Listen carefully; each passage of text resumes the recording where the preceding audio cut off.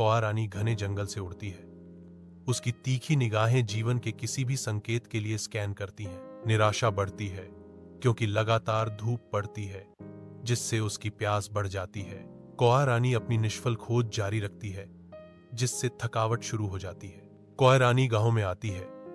उसकी तीखी नजरें परिदृश्य को स्कैन करती हैं। उसकी नजर एक साधारण घर के ऊपर रखे एक बर्तन पर पड़ती है। एक दिलचस्प चमक उसका ध्यान खींचती है।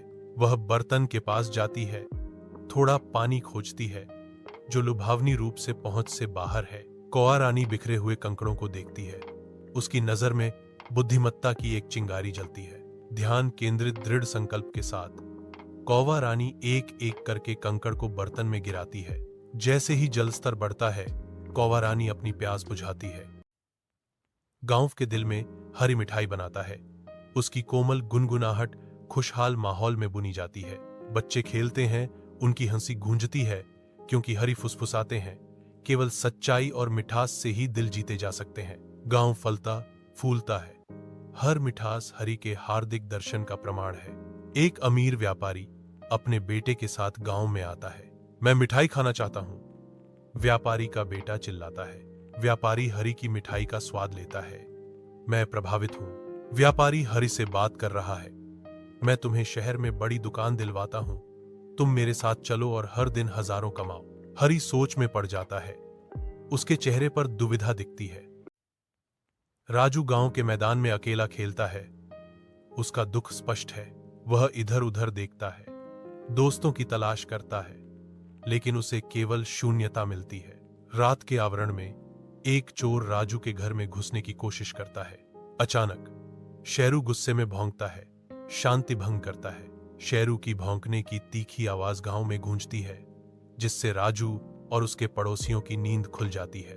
विशाल आकाश के नीचे राजू और शेरू एक साथ परिश्रम करते हैं। उनकी गतिविधियां पृथ्वी की लय में तालमेल बिठाती हैं। उनका पसीना मिट्टी में मिल जाता है। हर बूंद उनके अटूट समर्पण का प्रमाण है।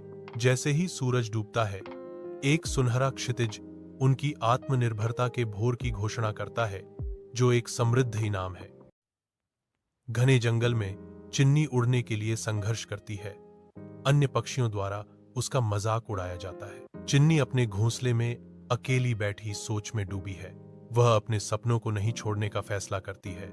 एक भयंकर तूफान जंगल पर अपना कहर बरपाता है, जो चंदवा से होकर गुजरता है और सभी जीवों को खतरा पैदा करता है।